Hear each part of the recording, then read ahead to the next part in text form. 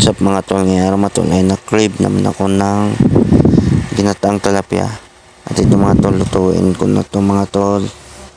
At ito mga tol, meron akong kamyas, kamatis, sibuyas, tsaka green na sili. At itong mga gulay mga tol, meron akong pichay, talong, at cheese mga tol. Umpisan ko na mga tol. At ito mga tol, sa part na ito mga tol, pinailalim ko yung kamyas na giniat-giat ko sa gitna mga tol. At yan, gisa-isa ko lang sa medyo ihanig ko lang pala siya sa talapia. At ayan, niisa-isa ko lang mga tol. At ayan, dahil tapos na yung kamyas mga tol, sunod na rin yung pinutol-putol ko ng talapia mga tol.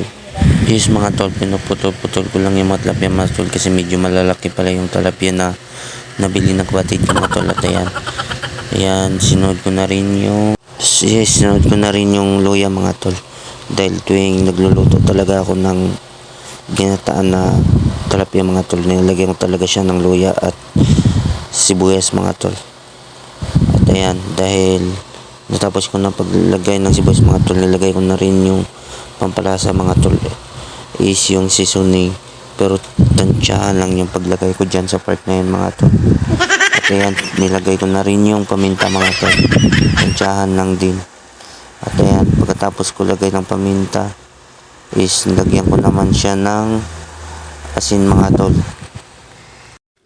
Yan mga tol, paglagay ko talaga ng asin mga tol is tansyahan lang talaga mga tol, kasi ayaw ko talaga ng medyo mahalat mga tol. At ayan mga tol, sumunod ko paglagay ng asin mga tol ay nilagyan ko na rin ng suka mga tol, kasi papaksiwin ko sa mga tol. After ko siya maglagay ng suka mga tol ay nilagay ko na rin yung malabnaw na gata. At ayan, nilagay ko na rin yung kamatis tsaka siling green mga tol. At ayan, pinainit ko na mga tol. At ayan, kumulo na. At dahil kumulo na mga tol, nilagay ko na yung steam ng pichay mga tol. At nilagay ko na rin yung talong mga tol para sabay sila lumambot. At ayan mga tol, ay takpan ko lang sa ulit mga tol. At yung mga tol, after 1 minute mga tol, ayan, tingin ako ng mga tol, parang lumambot na din yung talong mga tol tsaka steam ng pichay. At ayan, nilagay ko na rin yung dahon ng pichay mga tol. At ayan, sinod ko na rin yung espiso na gata mga tol. At ayan, wow, comment naman mga tol kung anong klaseng luto rin yung gusto nyo sa pagdating ng ginataang tilapia mga tol. After ko malagay yung espiso na gata mga tol, at ayan, tinapang ko lang ulit mga tol at hintayin ko lang sa mga 1 or 2 minutes mga tol para naman medyo maluto yung gata mga tol. At ayan, kita nyo mga tol, oh. Wow, kumukulo na sa mga tol. Wow, na-crave na talaga ako mga tol. Kaya ano, dagdagan mo pa ng sili na green mga tol. Ang sarap talaga yan sa kanin mga tol. Wow.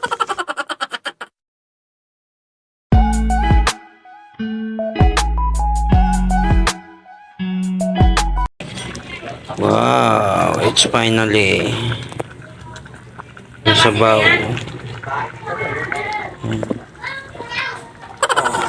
Tikman natin mga tao.